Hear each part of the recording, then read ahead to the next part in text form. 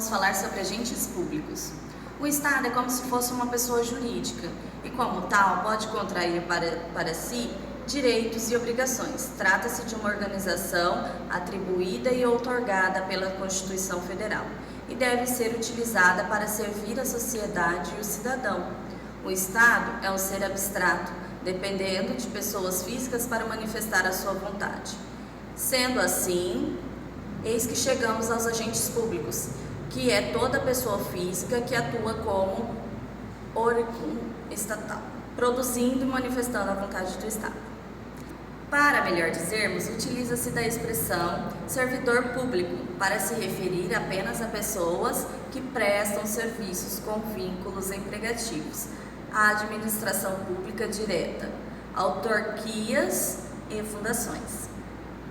Houve, então, uma necessidade de um vocábulo em sentido mais amplo para designar pessoas físicas que exercem função pública, com ou sem vínculo empregatício. Então, a doutrina começa a utilizar da expressão agentes públicos. A expressão servidor público é mais restrita que a expressão agente público. Sendo assim, e através de pontos de juristas, falamos de espécies de agentes públicos. São eles agentes políticos, servidores públicos, militares, particulares em colaboração com o poder público.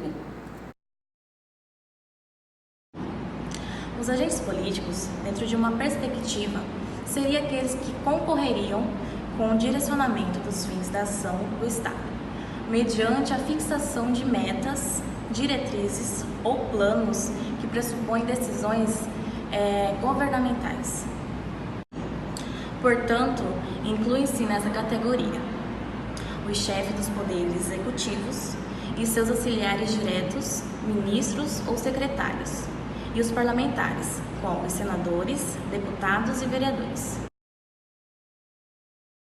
Os militares abrangem as pessoas físicas que prestam serviço para as Forças Armadas, incluindo o Exército, Marinha, Aeronáutica, polícias militares e corpos de bombeiros. A competência política, em matéria de direito militar, cinge-se à União, aos Estados e ao Distrito Federal, dela se excluindo os municípios. Até 1998, os militares eram estudados como espécies de servidores públicos. Ocorre que a Emenda Constitucional de 98 deu autonomia aos militares, prevendo regras comuns entre eles e os servidores públicos. Particulares em colaboração com o poder público. O particular em colaboração é uma categoria de agentes públicos que poucos estudam. Bom, o particular em colaboração é aquele que não perde a sua qualidade de particular, mas num dado momento exerce uma função pública. São exemplos: o mesário, o jurado, o serviço militar obrigatório, e eles são requisitados ou convocados. No Brasil, alguns exercem uma função pública de forma voluntária. Exemplo: amigo da escola, médico que ajuda em um hospital público de forma voluntária. Eu vou falar um pouquinho sobre servidores públicos.